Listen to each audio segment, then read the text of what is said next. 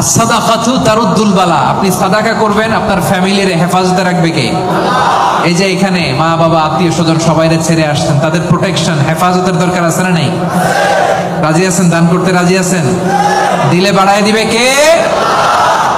দানশীল ব্যক্তির আল্লাহ এত ভালোবাসে। দানশীল ব্যক্তির ছোট্ট দান আল্লাহ বাড়াতে বাড়াতে অনেক বড় করে ফেলবে, অনেক বড়। আর এটা যখন আমল নামায় দেয়া হবে, সে বিশ্বাসই করবে না এটা তার আমল নামা। দানশীল ব্যক্তি আল্লাহর বলবে, আল্লাহ এই আমল নামা তো আমার না, এত সব তো আমি করি নাই। আল্লাহ বলবে এটা তুমি করছো।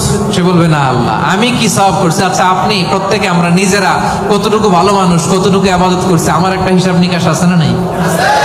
তা আমি আমল করছি এর দূরে, আমি যাই দেখি গোটা দুনিয়াটা আমার আমল নামার ভিতরে ঢুকাই দিচ্ছে, আমি অবাক হব না?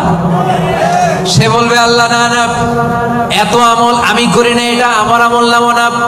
আল্লাহ বলবেন না, আমার ফেরেশতারা কখনো ভুল করে না, এটা তোমারই আমল নামা। ওই যে তুমি দান করেছো, কি করেছো?